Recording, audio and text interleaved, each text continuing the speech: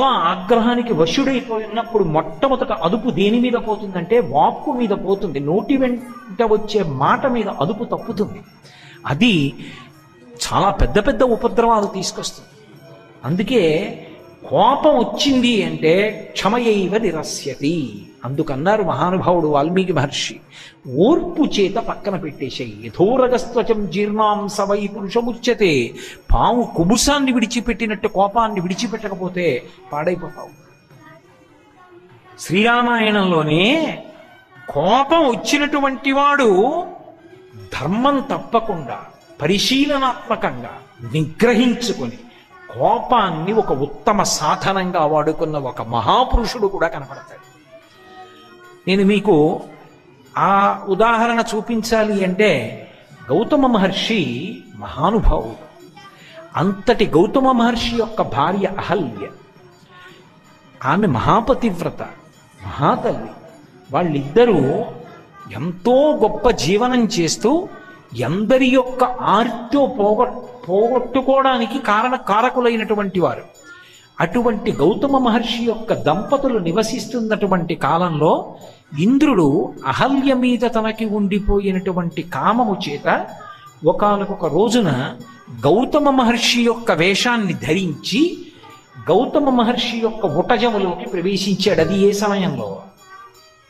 తెల్లవారుజాము కాలంలో గౌతమ మహర్షి స్నానం చేయడానికి వెళ్ళారు. ఏదో కోడి పుంజై కూశాడు అలా రామాయణంలో లేదు.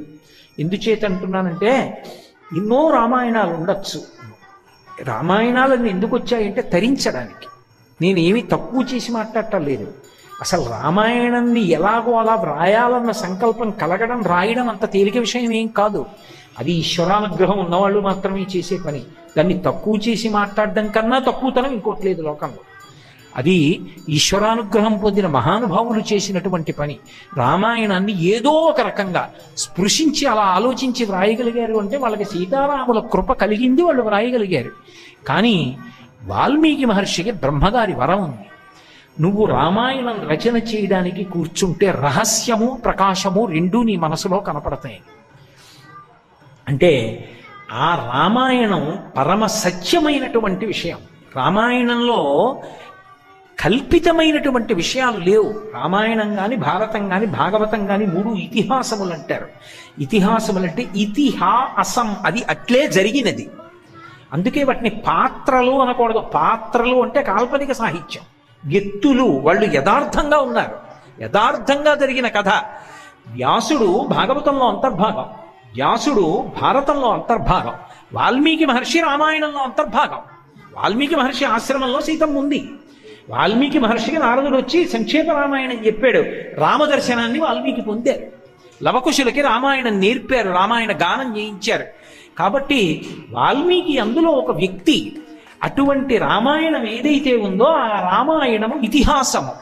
ఆ రామాయణ రచన చేస్తున్నప్పుడు రామాయణంలో ఉన్న వ్యక్తుల మనసులలో ఉన్న భావాలు కూడా నీకు తెలుస్తాయి. వరం ఇచ్చారు బ్రహ్మగారు. అందుకే వాల్మీకి రామాయణము పరమ సత్యం. అందులో ఏం చెప్పబడిందో అది ఇక తిరుగులేనటువంటి విషయం. అందుకు నేను కోడి పుంజై కూసినట్టు రామాయణంలో లేదు అనడానికి కారణం. అందులో ఇంద్రుడు కోడి పుంజై కూశాడు అని లేదు. వాల్మీకి మహర్షి తెల్లవారుజామున స్నానం చేయడానికి వెళ్ళారు. అది ఆయన కర్తవ్యం, ఆయన ధర్మదృష్టి. ఆ సమయంలో స్నానం చేస్తారు పెద్దలు. అందుకని ఆ స్నానానికి వెళ్ళారు. ఆయన స్నానానికి వెళ్ళారు. ఆ సమయమునందు కలగకూడని కోరిక ఇంద్రుడికి కలిగింది. ఏ కారణానికి కలిగింది? ఏ దేవతా కార్యం తీర్చడానికి పక్కన పెట్టండి. విధానము దోషభూయిష్టము, సమర్థించే ప్రయత్నం చేయడం కుదరదు. అవధానాగమనము, దాని గురించిన కాంక్ష మృత్యుహేతువులు. ఇంద్రుడికి కోరిక కలిగింది. గౌతమ వేషాన్ని పొందాడు. గౌతమ వేషంలోకి వచ్చి తలుపు కొట్టాడు. అహల్య తలుపు తీసింది. ఎదురుగుండా వచ్చినటువంటి వాడు దాపరికంతో మాట్లాడలేదు. ఎప్పటి నుంచో నీ యందు నాకు మనస్సుంది, నీ సంగమ సుఖాన్ని అపేక్షిస్తున్నాను. గౌతముడు తిరిగి వచ్చే లోపల నువ్వు నాకు సంగమ సుఖాన్ని కటాక్షించమని అడిగాడు. వచ్చినవాడు ఇంద్రుడన్న విషయం, గౌతముడు కాడన్న విషయం, తన భర్త కాడన్న విషయం అహల్యకి తెలుసు.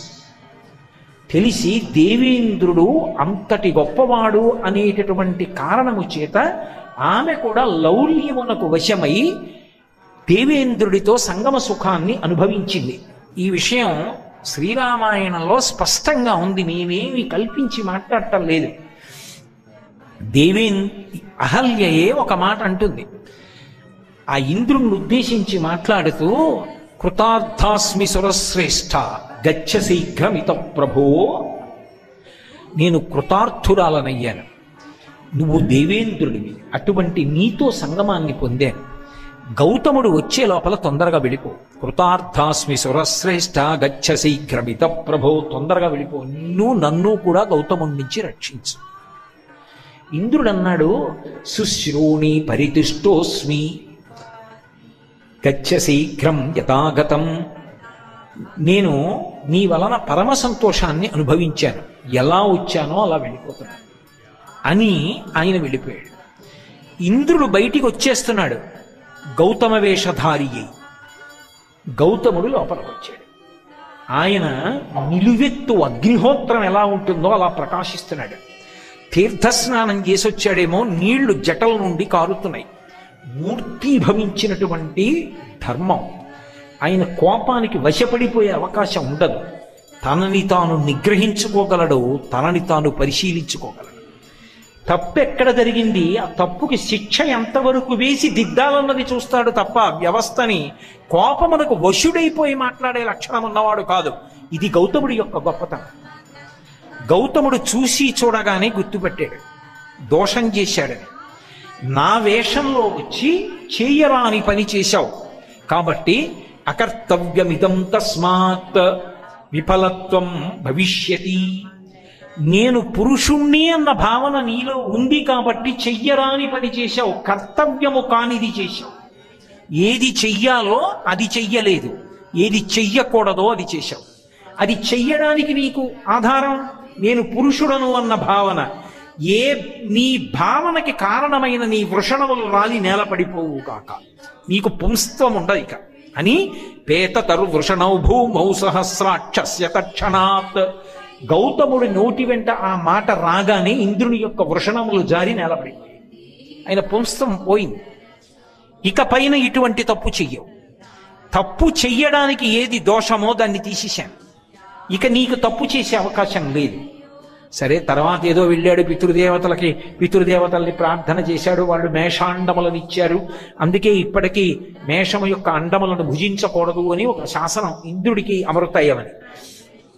కాబట్టి ఇంద్రుణ్ణి అటువంటి శాపవాక్కుతోటి ధర్మం తప్పాడు కాబట్టి కారణం చెప్పి శపించాడు. అకర్తవ్యమిదం కార్యం, చెయ్యకూడని పనిచేశాడు, అందుకు శపిస్తున్నానన్నాడు. మహర్షి తపస్సు తగ్గిపోతుంది, తపోఫలం నశిస్తుంది శాపాన్ని విడిచిపెడితే.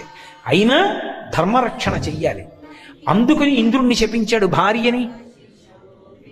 ఇక్కడ మీరు చాలా జాగ్రత్తగా పరిశీలించాలి. నేను నా భార్యని విడిచిపెట్టేస్తున్నానని గౌతముడు అనలేదు.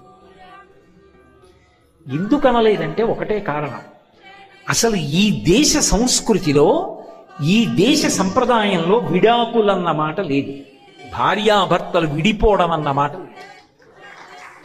చావో రేవో, ఒకసారి పెళ్ళయ్యాక అంతే. ఆమె నీ మాట వినదా, నువ్వు అదృష్టవంతుడివి, వైరాగ్యం వస్తుంది. ఆమె నీ మాట వింటుందా, నువ్వు అదృష్టవంతుడివి, ఆమెతో కలిసి అనేక ధర్మకార్యాలు చెయ్యి. తప్ప ఆమెని నేను విడిచిపెట్టేస్తున్నాను, ఆమెని పరిత్యజిస్తున్నాను, ఈ మాట లేదు.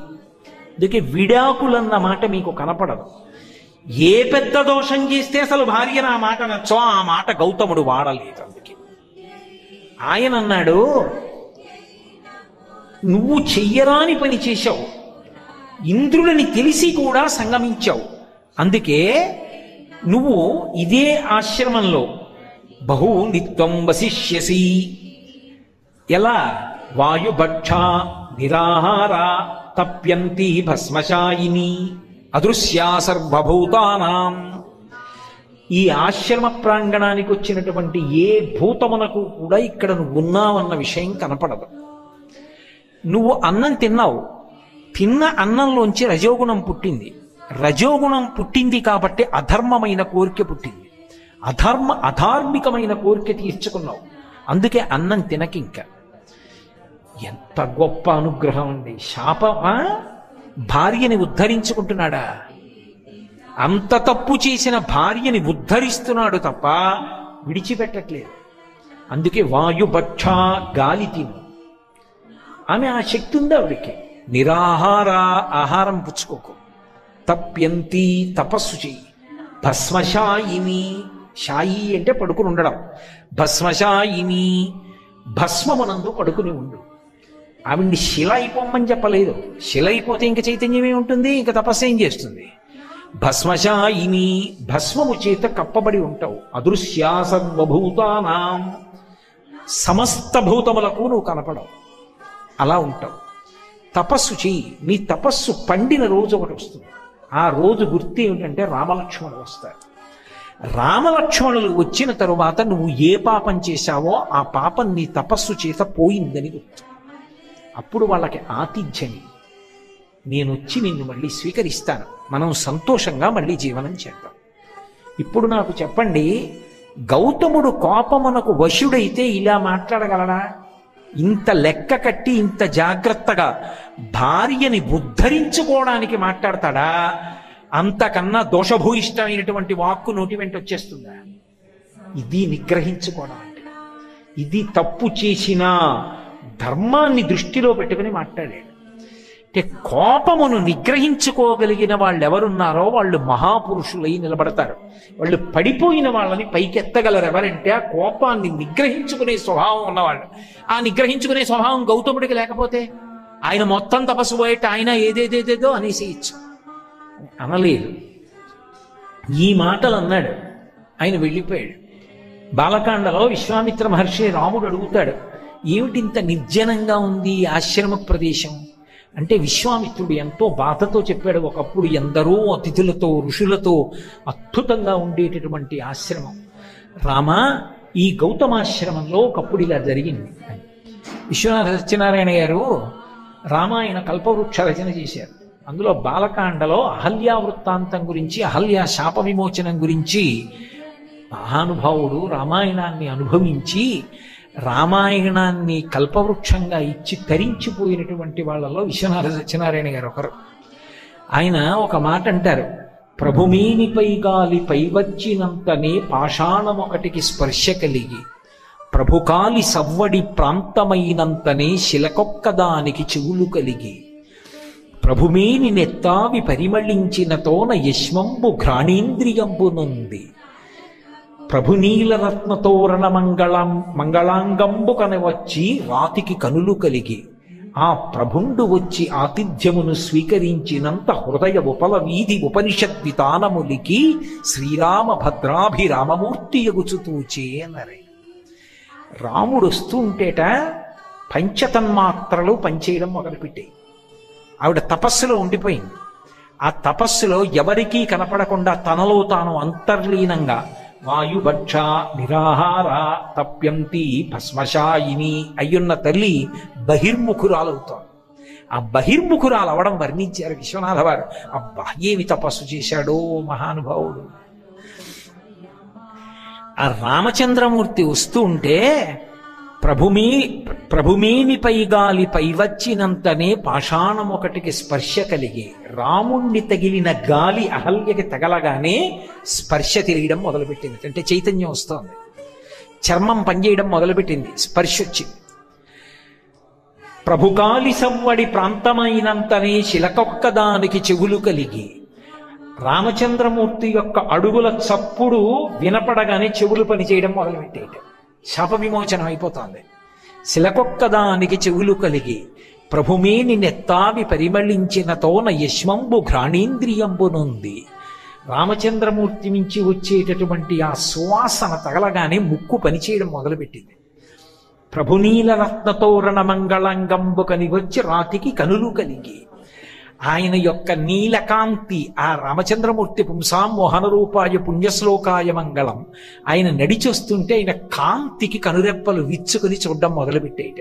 మరి నాలుక, ఆయనకి ఆతిథ్యం ఇచ్చిన తర్వాత నాలుక పనిచేయడం మొదలుపెట్టేట. శ్రీరామ భద్రాభిరామమూర్తి ఎగుచుతూ చేయి. ఇక సీతా కళ్యాణమై శ్రీరాముడు కాబోతున్నాడని తెలుసుకుంది. రాముడు నా వల్ల శాప విమోచనమైందని లేదు. రాఘవౌతు తతస్తస్య పాదౌ జగృహుతుస్తథా స్మరంతి గౌతమవచః ప్రతిజగ్రాహ సాచతౌ అన్నారు మహర్షి. అహల్య ఇలా పైకి లేవగానే రామలక్ష్మణులు ఇద్దరు వెంటనే కింద పడి అహల్య పాదములు పట్టుకుని నమస్కారం చేశారు. నేను నమస్కరించవలసినటువంటి లోకమాత అయ్యున్నది అహల్య. తన తపస్సు చేత తన పాపాన్ని పోగొట్టుకుంది. ఆమె పేరెత్తిన వాళ్ళ పాపాలు కూడా పోతాయి. ఇక ఆవిడ గతంతో సంబంధం లేదు. రెండు తను బ్రహ్మచారిగా ఉన్నారు. ఎదురుగుండా ఉన్నది గృహస్థు మహర్షి యొక్క ఇల్లాలు. అంత తపస్సు చేసిన తల్లి. రాముడు నేల మీద పడి తన ధర్మాన్ని నిరూపించుకున్నాడు. ఆవిడ కాళ్ళకి నమస్కారం చేశాడు. ఆవిడ స్మరంతి గౌతమవచః. అది భర్త మీద గౌరవం అంటే. ఎంత గౌరవం తల్లికి. ఆయన మాట జ్ఞాపకానికి వచ్చింది. ఓ రామలక్ష్మణులు వస్తారు, వాళ్ళకి ఆతిథ్యం ఇమ్మన్నాడు. వెంటనే పిలిచి కూర్చోబెట్టి ఆతిథ్యం ఇచ్చింది. ఆవిడ ఇప్పుడు లోకములన్నిటి చేత పూజించి గౌరవింపబడవలసినటువంటి మహా ఇల్లాలు, మహాపతివ్రత, ఋషిపత్ని అయింది.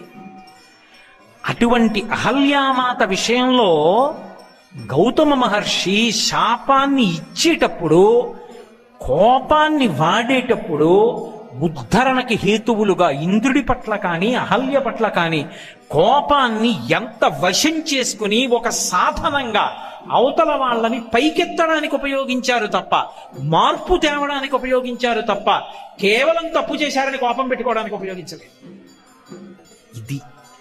ఇది న్యాయం అంటారు.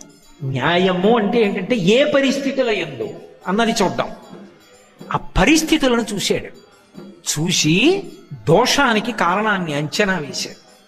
అంచనా వేసి ఆ దోషం మళ్ళీ కలగకుండా ఉండడానికి ఏం జరగాలో అది శిక్షగా వేశాడు తప్ప, తనకి కోపం వచ్చేసింది కాబట్టి అదుపు తప్పిపోయి గౌతముడు మాట్లాడలేదు. ఇది మహాత్ముల యొక్క జీవితాలు. అటువంటి రామాయణానికి మనం వారసులం. అటువంటి గౌతముడే అహల్యని ఉద్ధరించుకున్నాడు. భార్యలో ఏదో చిన్న చిన్న లోపాలున్నంత మాత్రం చేత భార్యని విడిచిపెట్టేస్తానని పురుషుడు అనొచ్చా? అనకూడదు. అసలు ఆడదానికి పెద్ద శిక్ష ఏమిటి అంటే భర్త మనసులో స్థానం నుంచి జారిపోతూ ఉండడమే. అంతకన్నా శిక్ష లోకంలో ఇంకోటి ఉండదు. ఏ స్థానం భర్త ఇచ్చాడో ఆ స్థానంలో ఊంచుకోవడం చేతకాక జార విడుచుకొని కిందకి దిగిపోతుంటే అది దోషమేమో కానీ, అలా జారుతున్నా ఉద్ధరించుకున్న భర్త లోకానికి ఆదర్శవంతుడయ్యాడు గౌతముడు.